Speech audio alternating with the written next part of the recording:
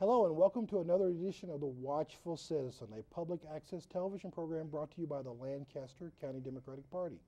My name is Benny Shobe. I'm your host today, and I'm thrilled to welcome in studio Lincoln Public School Board member Kathy Danek. Thanks Kathy, for having me. Welcome. Yes, thank you for coming to the show. Delighted to be here. Excited to have you here. I'm going to ask you a few questions about the school board. I'm still a little confused Okay. about it. Hopefully you can help me with that. And then we'll talk about some of the future things going on with the board. That's great. So you're a representative of the board. You were elected to public, and you represent which school district? I represent District 1, which is basically north of Holdridge, down to about 33rd Street, and then go down to Superior Street, and north of Superior to the interstate. Okay, I'm trying to envision that. That's kind of Pretty much northeast pretty much Lincoln. almost all of Northeast Lincoln, yeah. And how long have you been a board member for LPS? I ran for the board first in 2001, so this is my 13th year. 13th year, wow. Thank you. My pleasure. Thank you. And the school board consists of how many board members? There are 7 elected board members. The sub-districts are divided by the number of elected voters every 10 years through the census. So much like it's representative, each one has an Correct. equal population of? Even though we are territorially elected, we do represent the entire city. Our job is to make sure every student gets a good education regardless of what their zip code is. So let's talk a little bit about that education. And do you have a general idea how many students are enrolled in Lincoln Public A Schools? little over 38,000. Wow, that's a right at lot of 38,000. students. It is. We grew 943 in the last year. Okay, wait a minute. You almost 1,000 students Almost 1,000 students. in the That's last year? in the last year. That would be September 1st or September 30th when we did our official count. It was 943 students more than last year. Wow, That's the equivalent of 2 elementary schools or a large middle school. wow. Is that abnormal? Do you see that much growth regularly? We've been seeing a significant amount of growth since 2004, 2005. We grew, I think, we thought it'd be less last year, and it's about 700 kids. So in the last 7 years, So it looks like we've there might- grown 5,000 kids. Wow, so it's just a little bit shy of 1,000 every year. And you see that changing in the near future? You know, demographically, we have a presentation we looked at as a board. We look at in the next 5 years to be over 41,000 kids. So no, I don't see it changing. It's going to keep growing. Lincoln is a great community. It's a growing community, and people from all over the country are coming here for jobs, and because we have a great quality of life, we take care of our city. That's outstanding. So you've been on the board for a while, and I guess you served for more than one superintendent at that point. This is our 3rd superintendent for me. So yes, we had Dr. Sco, who retired in 2004. Yes. And then Dr. Gorley, who retired in 2008. And now we have Dr. Stephen Joel. So what's it like working for Dr. Joel? Has there been a big change in? I find him to be extremely goal-oriented, which I really like.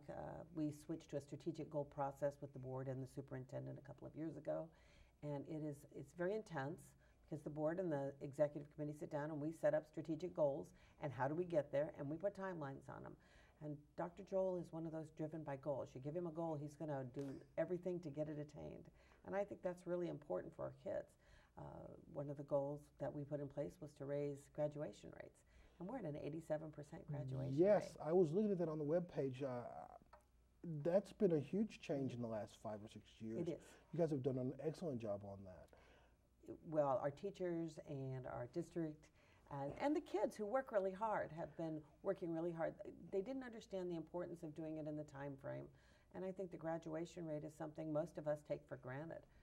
The kids that aren't graduating on time are those with special issues, and we need to deal with them one student at a time to make sure they get over the hump and graduate. First, I want to thank you for correcting my statement of saying you did a good job. You are a great school board member, but it's the students, the teachers who did the job of, yeah. The people who provide them lunch every day, the people who clean the buildings, it takes the whole system together to make sure every child succeeds. Thank you for correcting me on that. I appreciate that. And I'm going to go from that question, talk about those staff and the parents. Okay. How was the involvement of parents in this process? Do you see a great involvement? Do you see a lacking? Do you like to see improvements? Explain to me how. I think our parents are extremely involved in Lincoln. I would like to see more. We all would like to see more. But the reality is we have a lot of working families. So we try to structure the environment of our schools that parents can be involved. Generally, parents will be involved at the the conferences. They bring their kids to school. I can tell you on first day of school, you see a lot of parents, especially kindergarten parents. Yes. And I laugh because they call it a boohoo room. It's an awe moment is what I would call it, a boohoo room. Where the moms and dads can't seem to let go of their kindergartner, and the kindergartner's looking at them going, really, I can go to school, I'm okay. I'm okay. And mom and dad need to know they're okay. And I think that builds that trust that goes on all the way through high school. I read a statistic on the LPS webpage about the number of families. I do not have children in the Lincoln Public School System, but I'm still very proud of the system, and I'm happy to contribute. I don't know how to get involved as a childless member of my community. Well, you could become a teammate mentor, very much like I'm a teammate mentor now that my children are grown. My grandchildren, of course, are in the system, but you can become a teammate mentor, or you can work through Boys and Girls Clubs, or you can volunteer through the community learning centers. We have a lot of opportunities for citizens to get involved. You can just go and read to an elementary school. If you go in and set up at the schools, they have go and talk to your neighborhood school and say, hey, do you have a spot? I'll run the background check on me, and I'll be more than happy to come in and read to a kindergarten class. That sounds wonderful. I was wondering how I would get involved. Thank you for that. You're very welcome. I want to talk more about there's been an issue recently in the news about the expanding need of the school system. And there's discussion of a school bond coming up. In Could you explain to me what's going on? December 10th, we voted as a board to put before the public a question for a $153 million bond issue. Okay. That $153 million bond issue was the culmination of a year's worth of work for the school district and the Superintendent's Facilities Advisory Committee. They also work through our planning committee. The board has subcommittees that help prepare the information. The Superintendent's Facilities Advisory Committee was divided into 5 groups. They worked on technology. I'm going to miss one. Technology, security, space. I'm missing something. I'm still stuck on Career Academy. On the mouth. Yeah, I'm sorry. Career Academy. Yes. And basically an overall health of LPS. What do we need for infrastructure? And I think they divided out their 80 participants from all over every walk of life to define what they saw the needs in Lincoln Public Schools. Yeah, I was hung up on the superintendent's Facilities advisor. That is a mouthful. That's why we call it the SFAC. Okay, thank you. Can I just say SFAC? You can say the SFAC. And SFAC looked at 5 areas. Can we talk briefly about some of those areas? Sure. Let's talk about the security portion first. Sure. There are several portions to it. The board in the last general finance discussions, last budget, allocated resources for security cameras at the high school and on buses. Those security cameras, of course, need infrastructure to install them. We felt that if we were going to ask for a bond, that we would wait to put the cameras in place until we got the other needs addressed at the same time. Obviously, when you can go touch a building only once instead of 3 times, it saves you money and time. Do it all while you're there the first time. We also have secure entrances in many of our newer facilities. Our buildings have been built over the last 100 years.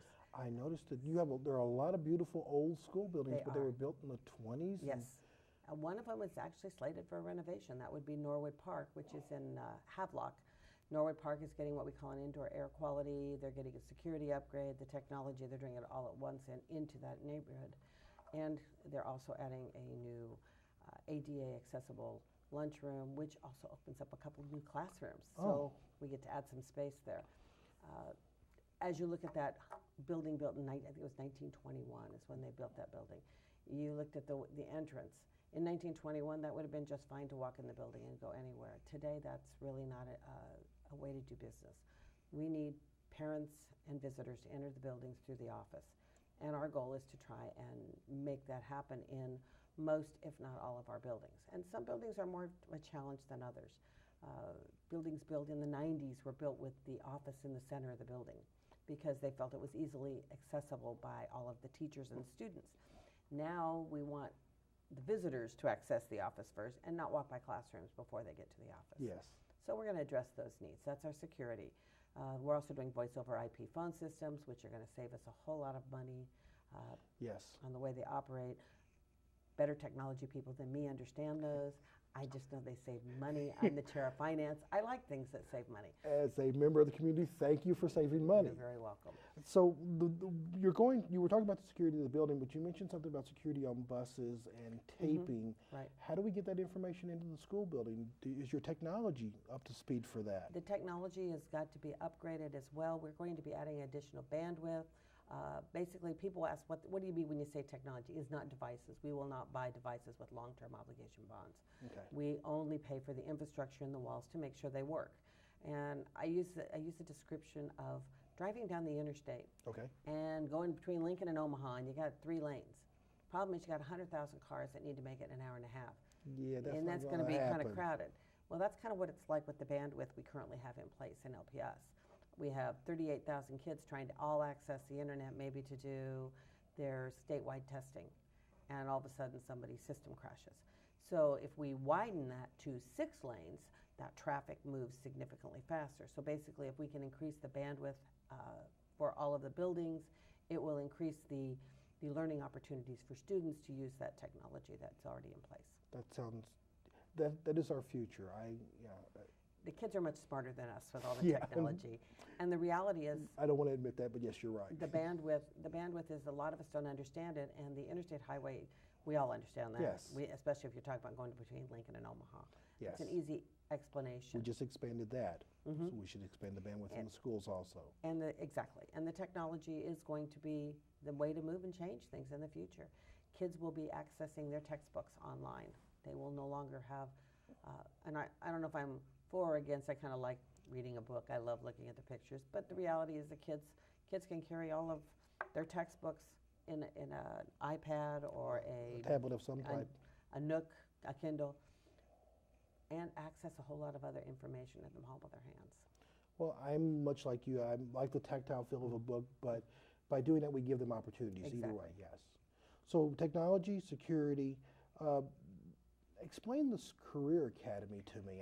Career Academy, that's one of my favorite pieces. Yeah, tell me about your one of your favorite pieces then. The Career Academy was a concept of taking the industrial tech, basically the technical education of the past, and upgrading it to the needs of the communities today.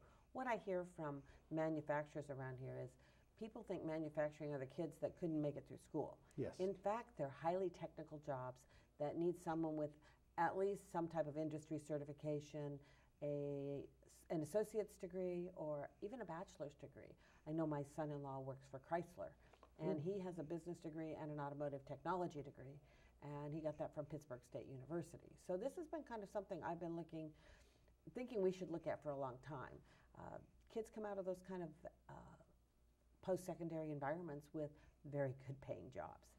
The jobs here in Lincoln from the manufacturers, $30,000 to $30,000 minimum wow, salary. Starting salaries? Yeah. And you look at places like Kawasaki, Lincoln Machine, Bison, they all have needs into manufacturing.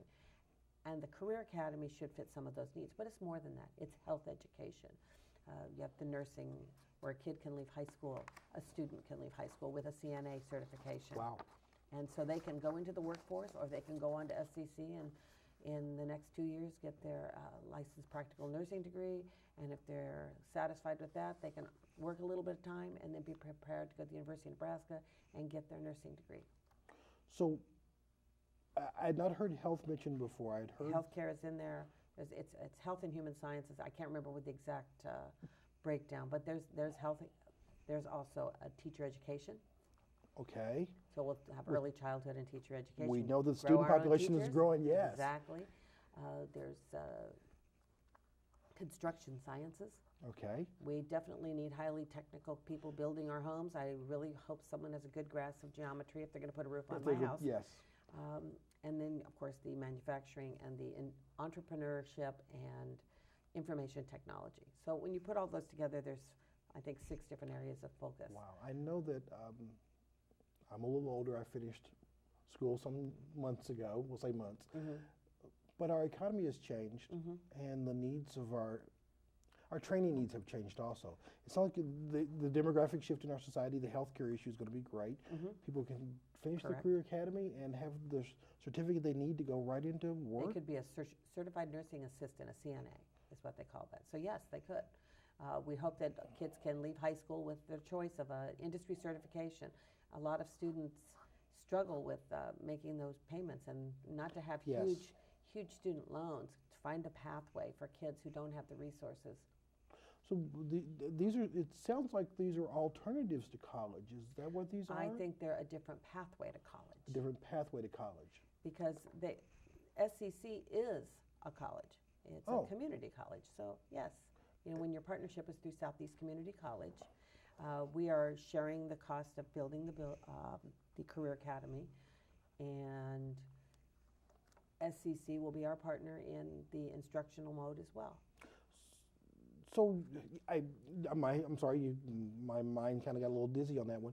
So high school students in the Lincoln Public School System, juniors and seniors, may attend the Career Academy at Southeast Community College. So they're kind of high school and college at the same time? They can be, and they'll have, if kids are low income, they have the Learn to Dream scholarship, so they can pay for college credits, so they can leave high school with college credits. So they can leave high school already starting their college career? Correct.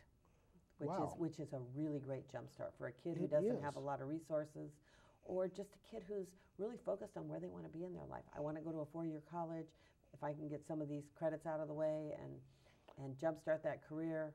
That greatly improves their chances of getting done in 4 years and sticking around in Lincoln and doing more things. And we want them to stay in Lincoln. The other piece that makes the Career Academy so exciting is the mentorships and the apprenticeships that could happen with our local business partners.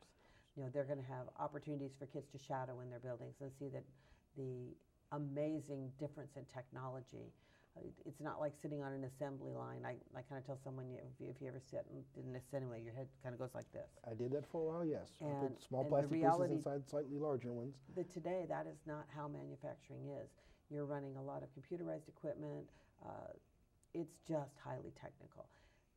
The beauty of the Career Academy is that it's going to be flexible to meet the changing needs of our society. So as Lincoln changes in what jobs are available, what industries are there, it can be retooled, reconfigured to make sure we're still dealing with going to the future, not just the jobs that are going to go away. I have a couple extra follow-up questions along those same lines. How can I get more information about all these Career Academy ideas that are going on? Well, you can go to LPS's website. There's actually a spot right on our homepage on our Career Academy. So it's lps.org. And the person in charge of it is Mr. John Neal. He has done the yeoman's lifting in getting the groups together and the presentation and the plan presented to the board for us to look at. Excellent. And it's my understanding there's going to be an election to address this soon. The election for the bond issue is scheduled for February 11th. The difference this time is this is an all mail-in ballot election. It's very different from what we've used in the past, and I know there's about a third of our electorate that has always done the vote by mail. Yes. So they're used to looking in the mail and seeing their ballot. My greatest concern is the people who aren't prepared for that are going, what's this piece of mail in my box and why is it here? Okay. And so I really want them to open that piece of mail and not just look at it as bulk business mail and say, I can look at that next week. Well, let's just do that. All right, we have a ballot here. What is this piece of mail and what do I do with it? For the citizens, you will get a piece of mail that's addressed to your home, and it has your address down here that's been removed to keep Benny's anonymity here. Yeah. And it will say Lancaster County Election Commissioner, official ballot enclosed. Open it. You want to take it out. Stay a little bit in the center. We're a little bit out of the All right, front sorry. here. It's okay. You want to take it out. You have a return envelope and a ballot. And the ballot. I'll take this part. All right, you hold that, and I'll look at the ballot. The ballot, of course, only has one question on it. You'll need to mark it for or against, and you can use an ink pen. I don't know if you can see it here. You can use an ink pen on that. Black or blue ink, please, not red or yellow. Some of you like those colored pens. And you're going to mark for or against. I hope you mark for. And you will put your ballot back in this envelope Let's go ahead here. and put it in there just for, yeah. Back in this envelope. So Benny's going to put his in like he marked it. And it goes right back in there. It slips it right in. You're going to seal it. It's a 46-cent, well, it's 46 cents today. On Wednesday, the cost of postage goes up. So buy your stamps today. You can use a forever stamp. You're going to put that on right here on the front. Make sure you seal it. The most important thing is this here. I'm going to read the language because a lot of people don't always read everything. I also understand my failure to complete the information below will invalidate my ballot. It asks you for a couple of things: your signature, your printed name, and where you live, your residential address. And then it asks for the day of the election. There was some confusion from some of my neighbors, and they said, well, do I put today's date? The date of the election is February 11th. You can put that on right here, February 11th day of February 2014. And you seal it back in, and you're going to mail it in. Or you can hand deliver it. I hand delivered mine to the election commissioner the other day. It was kind of a fun way to kick off the election. I got it in the mail, and I decided to take it over there with me. There are a few of us. I'm still debating that because I like going to the polls and casting a ballot. So just go over it again quickly. I'm going to open this mail, and I'm going to read the ballot, fill out the ballot, put it back into the envelope, sign it, and complete the back. All the information needs to be done using the 11th as the date. If you have the wrong date, he's not going to invalidate it for that, I would guess, but they would like you to have it correct. And then put a regular first-class stamp on it. Correct. I think in the past mail-in elections, have you needed more postage? They've been a larger envelope, and they tried to make this down so that it would fit the standard first-class postage. Excellent. Now, the other thing that makes this a little different is there's a deadline on this. Okay. It must be received by the election commissioner by 5 p.m. on election day. Okay. So on February 11th, by 5 p.m., this ballot has to be returned in his office, not postmarked by. Okay, I'm just going to be a little bit difficult here. So if I drop this in the mail on February 11th, that'll be good? Nope. If you drop it in by then, I would venture that your ballot will be discarded because it will be late. Okay, so do you have a, yes? Well, if I were to, in the best of all worlds, I tell people mail it about a week ahead. There's only one question on this ballot, so it really isn't that difficult. And you have time to get the information. February 11th is still a week and a half out. I would tell people that if you mail it by February 4th, February 8th at the absolute latest, the Friday before the election would be my day. So would it be fair for me to say, you're watching this program, when it ends, go mail your ballot? Mail it today. Mail it today. The sooner the better. The sooner the better. If you'd like your ballot to be counted, put it in the mail. Don't procrastinate. February 4th is a good suggested date. It's a good suggested date. Okay. And make sure you fill it out and mail it back by the 4th. Correct. I've seen some conversations in the media and on Facebook about surrounding the bond issue and an increase in taxes. Well, will I see an increase in taxes if I vote yes? I can't promise no increase in taxes. I can promise that your levy will stay the same. Okay. And that's what the board does. We actually set levies. We say you can levy this amount to get this many dollars. That's how the board structured this bond issue. As debt rolls off, we looked at what debt was rolling off and said how many dollars of construction needs can we address if we do a bond issue to take that debt that rolls off and keep our levies level. And the amount came out $153 million. We had about $300 million worth of needs across LPS, and we had to pare it down to about half. Okay. And so, well, you have 63 plus buildings, you've got to take care of them. I understand, and they are some very old buildings that look very well cared for. I want to keep it that way. And that's the beauty of Lincoln. We have done a great job of taking care of our buildings. We build buildings to last a lifetime, and I think that investment pays off for our community. It saves us dollars in the long run. I mean, there will be things in this bond that, while you're keeping your levy the same, that we're putting new roofs on. We're putting flashing on the newest high schools, North Star and Southwest, so that it makes the roof last longer. All of those infrastructure needs have to be addressed to a bond issue. The general fund just doesn't meet those needs. Now, I'm sorry, I'm not going to pretend like I understand all the nuances of the levy, but I think I heard you say that old debt rolled off, new debt rolled on, and there'll be no real change in what property tax owners pay at this time.